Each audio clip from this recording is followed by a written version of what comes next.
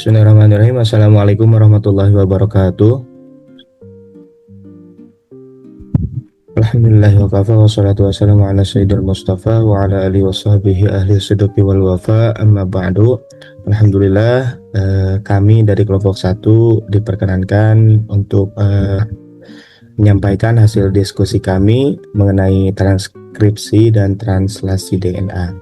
Untuk anggota kami sendiri dari kelompok 1 ada saya Razi Haryatno. Untuk yang kedua ada Soleh Dwi Anggraini. Untuk yang ketiga ada Syakila Naila Putri. Dan yang terakhir ada Lale Gita Wiryaninda. Oke. Sebelum masuk ke transkripsi DNA, transkripsi dan translasi adalah dua proses utama dalam ekspresi genetik sel eukariotik. Transkripsi adalah tahap pertama sintesis protein, yaitu pembuatan molekul RNA, terutama mRNA, dengan menyalin urutan penerjemahan informasi genetik yang tersimpan dalam mRNA menjadi urutan asam amino dan dalam rantai polipeptida atau protein. Keduanya terhubung secara berurutan. mRNA yang dihasilkan pada transkripsi digunakan sebagai cetakan dalam translasi pada sel eukariotik. Kedua proses ini dipisahkan oleh membran inti. Transkripsi berlangsung di dalam inti sel dan mRNA diangkut ke sitoplasma untuk selanjutnya diterjemahkan.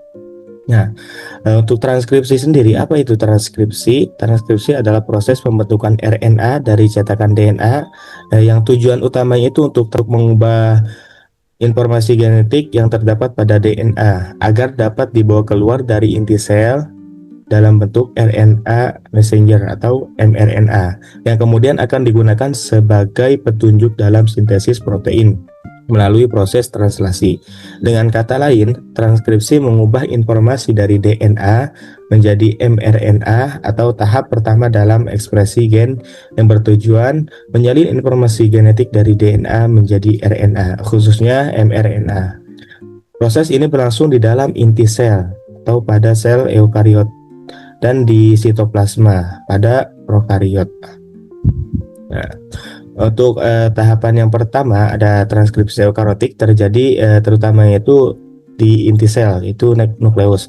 Enzim utama yang terlibatnya adalah RNA polimerase, khususnya RNA polimerase 2 untuk gen pengkode protein. Sel eukariotik memiliki 3 jenis RNA polimerase. Yang pertama itu polimerase 1 untuk transkripsikan gen-gen RNA di ribosom, dan untuk polimerase 2 untuk mentranskripsikan gen pengkode protein, dan polimerase 3 untuk mentranskripsikan gen tRNA, 5S, RNA, dan beberapa RNA kecil lainnya. Aktivitas RNA polimerase ini dibantu oleh berbagai faktor transkripsi atau faktor inisiasi umum yang mengenali promoter gen. Promoter inti eukariotik biasanya memiliki elemen pengenalan seperti kotak TATA atau kotak CCAAT yang mengarahkan terbentuknya kompleks inisiasi transkripsi. Nah, untuk tahapan transkripsinya yang pertama itu ada inisiasi. Proses inisiasi pada asal replikasi DNA eukariotik pada akhir mitosis dan di awal fase G1 siklus sel ORC. Kompleks pengenalan asal berikatan dengan asal replikasi eukariotik bersama CDC6. Pada G1, CDT1 pemeliharaan kromatin dan faktor replikasi DNA1 bersama dengan kompleks MCM2. 7 kemudian berasosiasi dengan kompleks CDC6 ORT dan protein MCM2 7 dimuat sebagai heksamer ganda non-helikase atau disingkat dengan MCMDH ke kromatin, membentuk kompleks prareplikasi dan melisensikan asal modifikasi CDC6 dan pengikatan CDT1 ke geminin menonaktifkan aktivitas pemuatan protein ini. Dengan CDC6 didegradasi serupa dengan CDT1 bebas. Pada langkah selanjutnya Treslin, MTBP, SLDT, SLD7 pada kamir berinteraksi dengan MCM DH pada kromatin dan kinase DBF4 atau DRF1 CDC7 atau disingkat dengan DDK. Fosforilasi protein MCM2 7. Fosforilisasi yang bergantung pada DDK dapat dibalikkan oleh R1F1 PP1 sehingga langkah ini reversibel. Selanjutnya, siklin CDK memfosforilisasi treslin dan menstimulasi pembentukan kompleks Johnson yang kemudian berikatan dengan MCMDH. Nah, Johnson TOPBP1 mendukung pemuatan kompleks G1NS dan asosiasi dengan MCMDH. Pengikatan CDC45 menyebabkan pembentukan kompleks CMG dan aktivasinya, sementara TOBP1 dan treslin MTBP dilepaskan dari kromatin. Data cryo-M menunjukkan bahwa Johnson berasosiasi sebagai dimer dengan CMG, tetapi hanya satu subunit Johnson yang mengikat protein GINS dan MCM2 7 yang menstabilkan kompleks CMG. Pada langkah berikutnya, dua garpu replikasi RF terbentuk pada protein replikasi A. Dengan bantuan CDC45 mengikat dan menstabilkan ssDNA yang dihasilkan asosiasi AND, ditunjukkan sebagai AND1 dalam diagram. Dengan CMG memungkinkan pemuatan DNA polimerase alfa yang tidak aktif atau polimer alfa atau yang berwarna hijau tua, itu termasuk subunit primasinya ke RF. Aktivasi volume alfa hijau muda memungkinkan subunit primase PR1M1 atau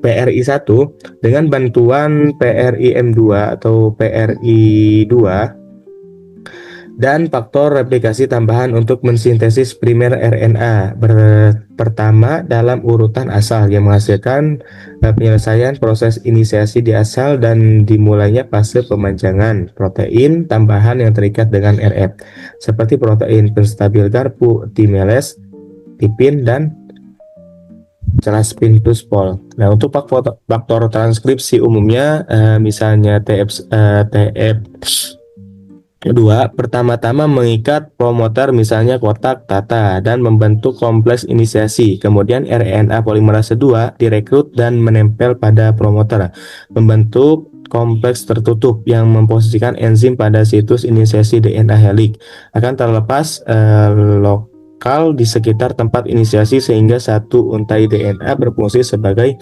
cetakan atau template.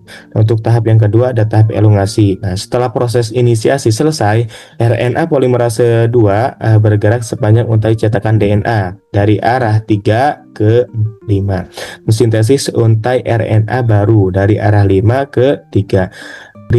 Ribonukleotida atau ATP, UTP, GTP, dan CTP berpasangan komplementer dengan basa pada DNA cetakan sehingga terbentuk salinan RNA yang urutannya identik dengan untai kode DNA kecuali T diganti dengan U. Selain elongasi, kompleks transkripsi juga harus membuka struktur kromatin atau nukleosom dengan bantuan protein khusus agar RNA polimerase dapat melintasi DNA berpintal.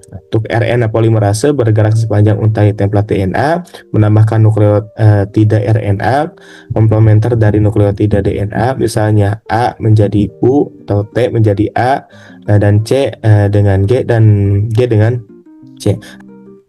Hasilnya adalah molekul pre-mRNA pada eukariota atau mRNA langsung pada prokariota. Nah, untuk tahapan yang terakhir itu ada tahapan terminasi. Untuk tahapan terminasi pada gen eukariotik RNA polimerase 2, proses elongasi melebihi akhir gen sejauh beberapa ratus nukleotida.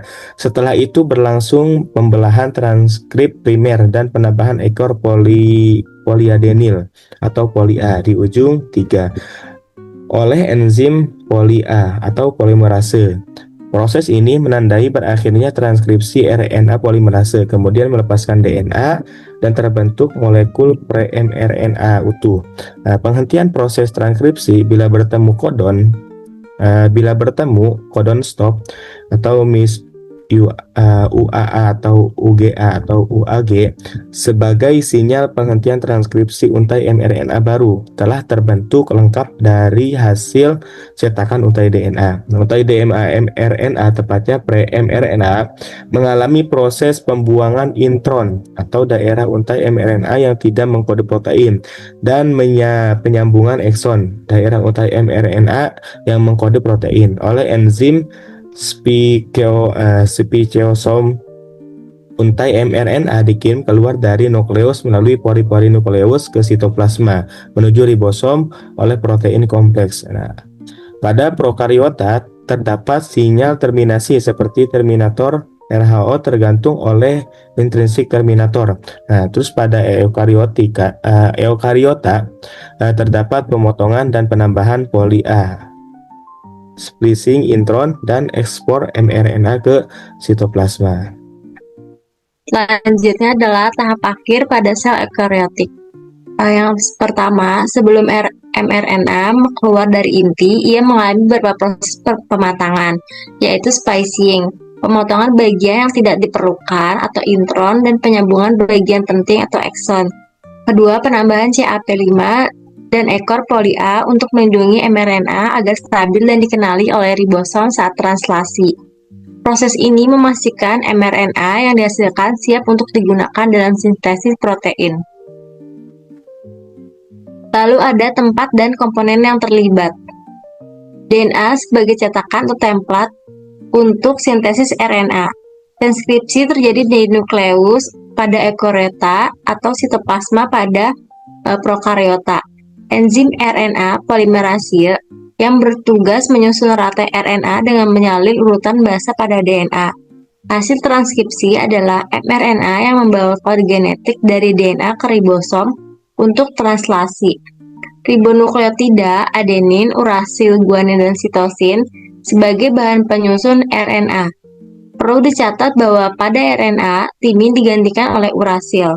Regulasi pada tahap ini sangat penting dalam ekspresi gen, misalnya melalui faktor transkripsi, epigenetik, dan sinyal seluler. Nah, selanjutnya adalah translasi DNA. Apa itu translasi DNA? Translasi merupakan proses penterjemahan sekuen basa-basa nukleotida pada untai mRNA menjadi asam-asam amino pembentuk polipeptida atau protein di ribosom. Sintesis polipeptida dari mRNA untuk menentukan urutan asam amino yang akan membentuk suatu protein. Translasi terjadi di ribosom. Pada tahap ini, sel harus menerjemahkan kode genetik atau kodon. Kodon adalah 3 nukleotida pada urutan mRNA yang dapat diterjemahkan menjadi urutan asam amino. Urutan asam amino akan mengkode suatu protein spesifik. Baik, tahapan selanjutnya adalah tahapan translasi. Tahap ini dimulai ketika untai mRNA yang sudah berada di sitoplasma berikatan dengan ribosom, karena ribosom memiliki situs pengikatan untuk mRNA. Ribosom ini tersusun dari subunit besar dan kecil. Subunit ribosom terbuat dari protein dan molekul RNA yang disebut RNA ribosom atau rRNA. Selanjutnya, tRNA atau RNA transfer yang membawa antikodon atau kodon komplementer terhadap kodon pada mRNA di salah satu ujungnya dan membawa asam amino yang bersesuaian di ujung lainnya, juga menuju ke ribosom karena mengenali kodon mRNA, dan ribosom juga memiliki 3 situs pengikatan untuk RNA. Untuk tRNA, fungsi tRNA adalah mentransfer asam amino dari kumpulan asam amino di sitoplasma ke ribosom. Nah, pembentukan pasangan antara basa pada kodon di sepanjang untai mRNA dengan basa pada antikodon yang dibawa oleh tRNA akan diterjemahkan menjadi asam amino atau peptida di ribosom. Ribosom ini memiliki 3 situs tRNA. Situs A atau A site atau situs aminoasil tRNA yang berfungsi untuk menampung tRNA pengangkut asam amino yang akan ditambahkan berikutnya ke rantai polipeptida yang sedang tumbuh. Kemudian ada situs P atau P site atau situs peptide tRNA untuk menampung tRNA setelah melepaskan muatan asam aminonya. Kemudian situs terakhir adalah situs E atau E-site atau exit yang berfungsi untuk tempat keluar tRNA yang telah melepaskan muatannya asam amino dari ribosom. Kemudian tahapan transkripsi dan translasi. Tahapan ini penambahan setiap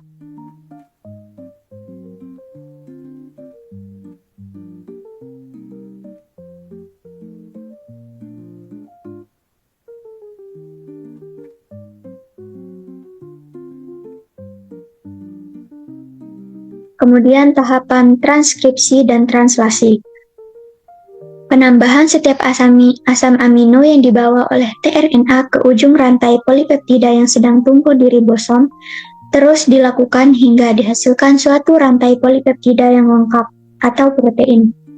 Tiap kali telah dibentuk satu asam amino, tRNA yang telah selesai menjalankan tugasnya keluar dari ribosom dan kembali ke sitoplasma, dan translasi pun berhenti.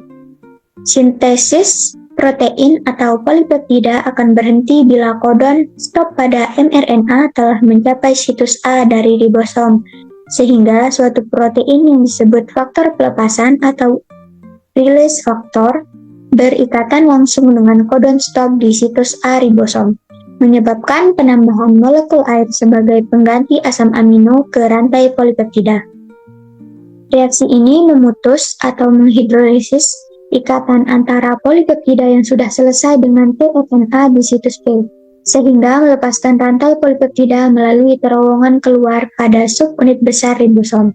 Sisa rakitan kemudian terlepas dalam proses multilangkah, dibantu oleh faktor-faktor protein lain. Gambar tahap transkripsi dan translasi pada proses sintesis protein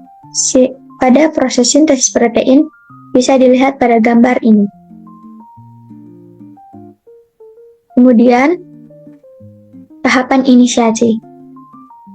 Tahap inisiasi ini dimulai ketika subunit kecil ribosom menempel pada ujung 5 mRNA.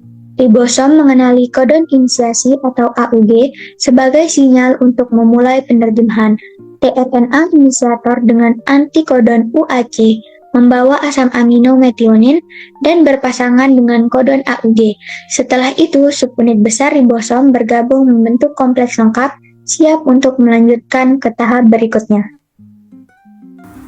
Tahap elongasi. Pada tahap elongasi, ribosom bergerak di sepanjang mRNA dari arah 5 ke 3. tRNA yang sesuai masuk ke situs A pada ribosom dan membawa asam amino baru. Asam amino yang dibawa oleh tRNA di situs A akan bergabung dengan rantai polipeptida yang ada di situs P melalui ikatan peptida. Setelah itu, ribosom bergeser satu kodon dan tRNA kosong keluar dari situs E. Proses ini terus berulang hingga seluruh rantai asam amino terbentuk. Tahap terminasi.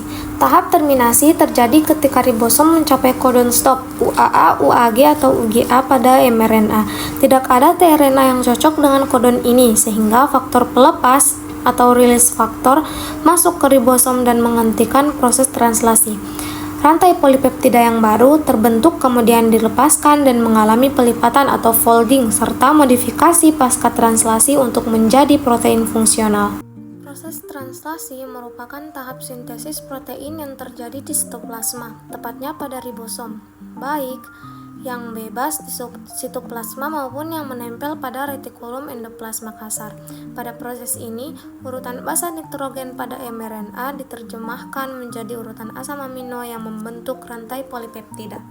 Translasi melibatkan beberapa komponen utama, yaitu mRNA yang membawa informasi genetik dari DNA, ribosom sebagai tempat berlangsungnya reaksi, tRNA yang membawa asam amino sesuai dengan kodon mRNA, serta enzim amino asil tRNA sintetase yang berfungsi melekatkan asam amino pada tRNA yang sesuai. Selain itu, translasi juga memerlukan energi dalam bentuk KTP dan melibatkan berbagai faktor inisiasi, elongasi, dan terminasi. Sekian dari kami kelompok 1. Wassalamualaikum warahmatullahi wabarakatuh.